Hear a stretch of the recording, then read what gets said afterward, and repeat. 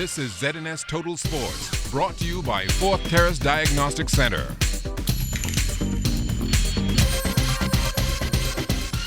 Welcome to Sports, everybody. I'm Chris Saunders. Celebrations for our Rio Olympic team will take place on Sunday. Festivities start at 3 o'clock at the Melia Nassau Beach Resort with a 2-hour ceremony where Team Bahamas will be introduced to the Bahamian public.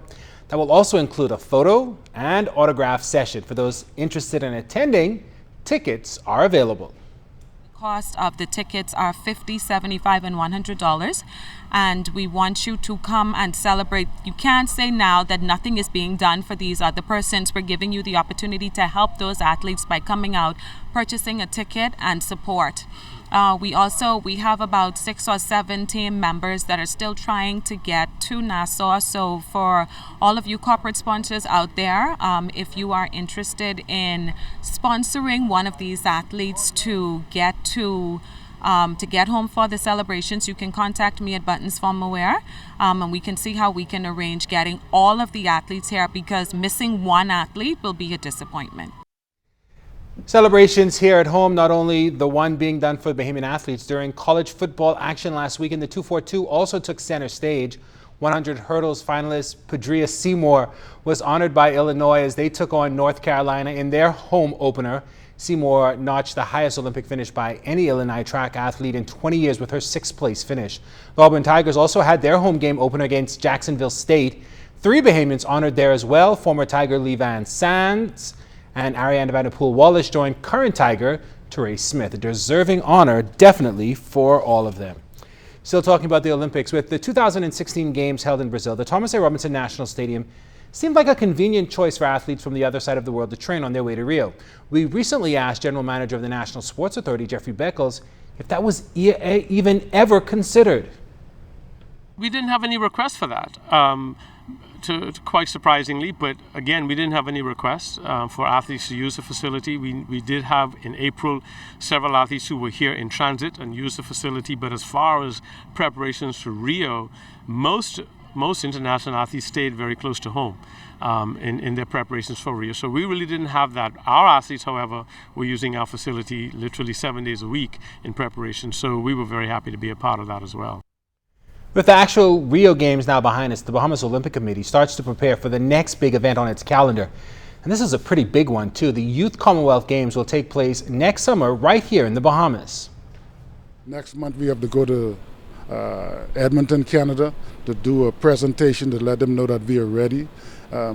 Take people from security, the venue people, quite a group, to let the people know that the Bahamas is serious and we are ready. This is our last time to get to impress the 71 countries that are coming here. And the 71 countries besides the Bahamas, they all want to come here. Believe you me, we have a brand. And after the Olympic, they just want to come here. The Bahamas Governmental Departmental Basketball Association's best of 5 semifinals continuing last night at the AF Athlete Gym. Julian Gibson takes a look at the opener between the Airport Authority Avengers and the Police Crime Stoppers. Chris, the police had all of their friends out at the AF Athlete Gym, a packed gym for Game 2. But the police had nothing to celebrate the Crime Stoppers losing to the Airport Avengers. Final score 98-90. We know what the stakes are. It's the best of the 5 series, so we couldn't afford to come out and drop 2 games straight. That's a very good team, a very good coach. There's no way you're coming back and beating them 3 straight. But we have heart. That's what I tell the players. Once we play defense, we know we could score the ball. So we'll be all right. You got to be able to finish strong, because we had a good start the first game where we lost. So we had to make sure when we get that lead, we had to be able to keep it. Now for the losing Police Crime Stoppers, Mark Hanna, he had a monster game. He said that he did not run out of gas down the stretch. I wouldn't say I wasn't robbing. The Airport had a good defensive strategy.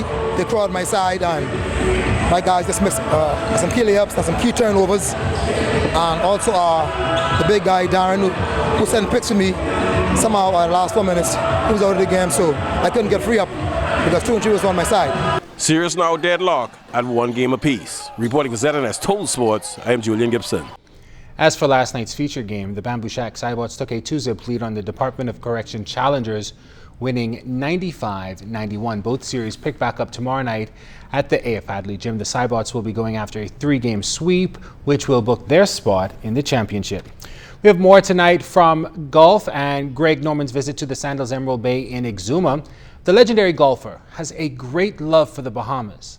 He says the key to keeping golf alive is to get more and more youngsters involved. However, the way that they're doing it has changed over the years.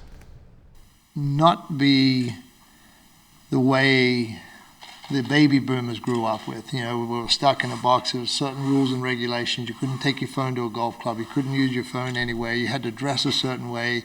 All those things have got to change. And that's where you make it fun for the young kids today.